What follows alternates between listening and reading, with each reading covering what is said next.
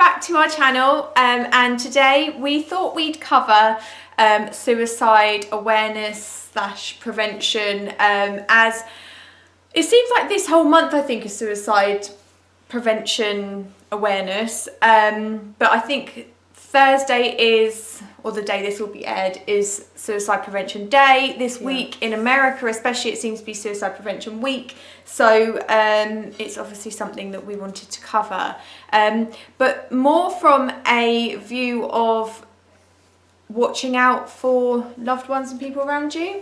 Yeah, so I think it's really difficult because I have a friend and I hadn't heard from him for a couple of weeks. It was a good couple of days. We kind of chat every day, and just like randomly, and I hadn't heard from him, and it's very easy to automatically think that they don't really care, or they can't be bothered, or that they're not interested or in the conversation. And do you know what?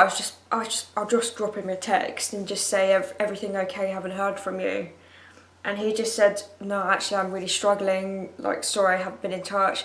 I think as well, probably from you and I was very bad on my phone, still am, when I was in the height of the illness. I never replied to people. I was kind of known for just not replying and not doing anything on the phone. So I sort of get it, but I can understand how someone can't, because you can say if someone really wants to make time for you, they'll make time for you.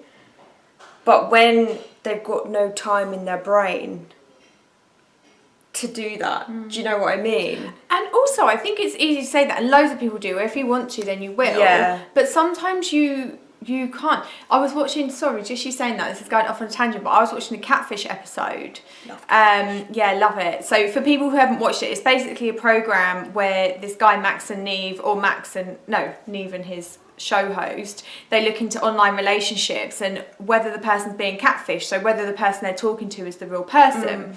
Anyway, this girl went on there, or was it the guy? No, I think it was the girl, and it did turn out to be the person that she thought she was talking to, but she was a single mum, I think, and she had like a full-time job, but then as soon as she got in from her job, she was then with her child and blah blah. Anyway, the guy sat there and he was like really rude to him, was like, yeah, but if you want to make time for someone, you will. And she was like, but I messaged you as much, like the time she made time, but for him it wasn't like enough. Enough, yeah. I think there's like a saying, isn't there, where it's like, if you make time you will, but sometimes you don't have time. I remember. Do you know what I mean? I was texting someone ages ago, and they texted me in the morning, and I replied in the evening. Well, I was gonna reply in the evening, and then it was like mid-afternoon. It was like, why are you ghosting me?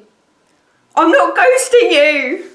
Yeah, people probably have really differing opinions, but yeah, there is a flip side where they are just. Sorry, I thought I saw someone walking down somewhere.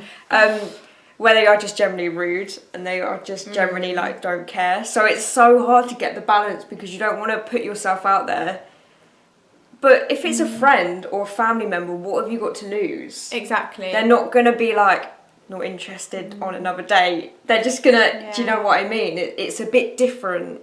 So back to our aim. Anyway. I just read a quote Lady GaGa had said, I think maybe it was in a speech or something, and it basically was, if you see someone struggling, don't like pretend you haven't seen it. So I think even if it's a stranger, if you clearly can see someone struggling, maybe all it takes is like are you okay? Or obviously don't approach random strangers, but you know, you feel like as a human being, if it's the right situation.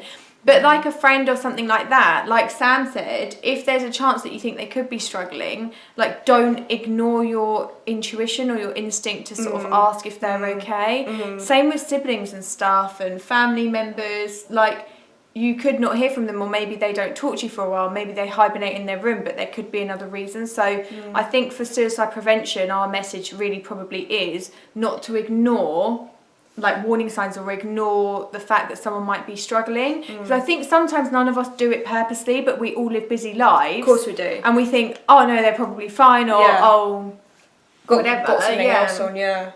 So basically don't ignore, like, but things that you might And like you said, we're so busy. We've got so many distractions. It's so easy to forget when you last heard from someone. Yeah. Isn't it? Then you're like, hang on a sec, I haven't heard from this person for a while. And sometimes that just small checkup will make such a difference. Who was it? On This Morning, there was, I don't know if anyone watched Love Island years ago. Mike took his life. They called him Muggy Mike.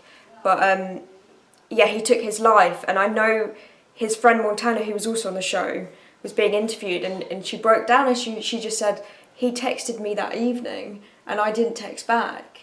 And then she was like, that happened. Obviously it's not her fault. But then she's like, what would have happened if I'd text back? But then again, she was busy. Like she said, I'm bad on my phone, I didn't realise. But sometimes it is just that checking in that, you know. Yeah, there are thoughts. Let us know what you think. And if anyone's ever checked up on you, and you've been really thankful for it, or you've checked up on someone else. Yeah. So and you're glad you did. Yeah. Let us know below. Bye. Bye.